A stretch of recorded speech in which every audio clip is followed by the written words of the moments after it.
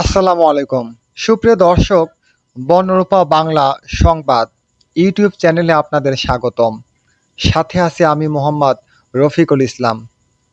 এই ভিডিওতে পাট চাষের সমস্যাসমূহ নিয়ে বিস্তারিত প্রতিবেদন তুলে ধরছি।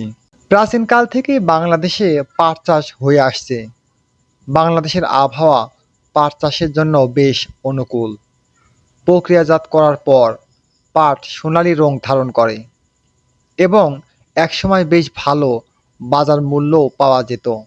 তাই পাটকে বলা হয় গোল্ডেন ফাইবার বা সোনালী আঁশ। তবে বর্তমানে পাট চাষ নানাবিধ সমস্যায় জর্জরিত, যা আপনাদের সামনে তুলে ধরছি ইনশাআল্লাহ। মাত্র কয়েক বছর আগেও বাংলাদেশের প্রধান অর্থকরী ফসলের তালিকায় ছিল পাট। বর্তমানে নানাবিধ কারণে পাট চাষ বিলুপ্তির পথে। নতুন প্রজন্ম পাট চাষে তেমন আগ্রহ দেখাচ্ছে না।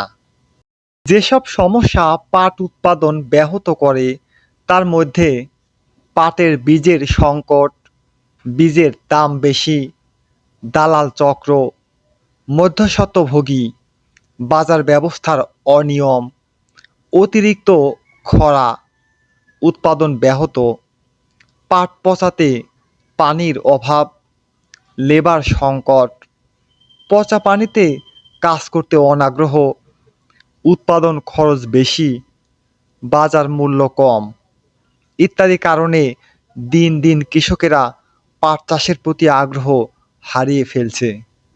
সরকারি বেসরকারি পাট কলের স্বল্পতা, বাজার ব্যবস্থার অনিয়ম, আধুনিক যন্ত্রের অভাব পাট চাষ হ্রাসের অন্যতম প্রধান কারণ।